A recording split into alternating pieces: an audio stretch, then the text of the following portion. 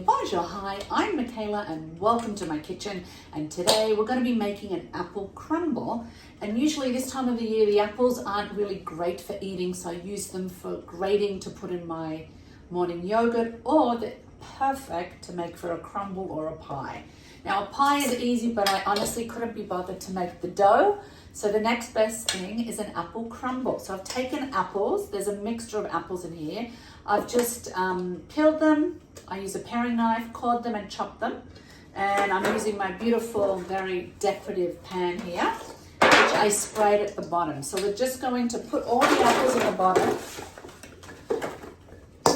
Now, if I was making a pie, I would definitely be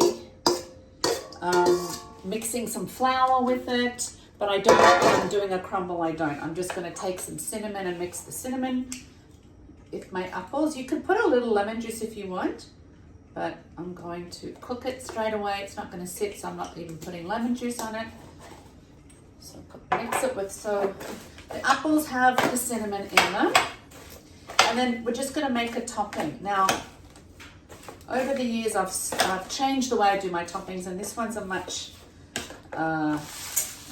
healthier version. It doesn't have the, you can use a margarine, you can use a butter, you can use a plant-based margarine. I don't like those, and I'm not going to use butter tonight. So I'm using olive oil, which I use for pretty much everything nowadays. So we've got some oats, we've got some flour,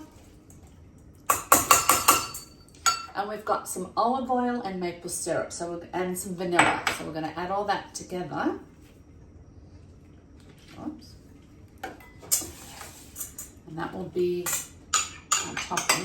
And instead of, you want to mix it together so it's nice and crumbly. And the key with an apple crumble is you don't want to make it all crumble with a little bit of apple. Well, some people like it like that. I love the crumble part, but you really want to have the perfect balance of crumble and apple. And the other thing you can do is you can either put the crumble on the top and just cook it, or you can mix it in. I kind of like to mix it in a little bit. You can serve it with ice cream, you can serve it with gelati, you can have it just cream, whatever you want. So now we've got a nice, there we go. See how easy that is? It's all mixed together. So we're going to put it on, I'm not going to crumble it on the top. I'm actually going to kind of blob it and then mix it up a bit. Just kind of mix it in a little bit so it gets all over. And then we're going to put it into the oven. I'm going to finish it, put it in the oven, and then I'm going to come back and show you what it looks like when it's done. Okay, so I've baked it, I've taken it out of the oven. I actually covered it over first, and then I uncovered it. It smells delicious. There you go. And you can always double the topping. It doesn't make tons and tons of topping, so if you like the topping, just double it and mix it through, or put it on the top, or blob it down. There's really no way, whatever you want to do with it. Smells amazing. You've got these lovely pieces here of the topping.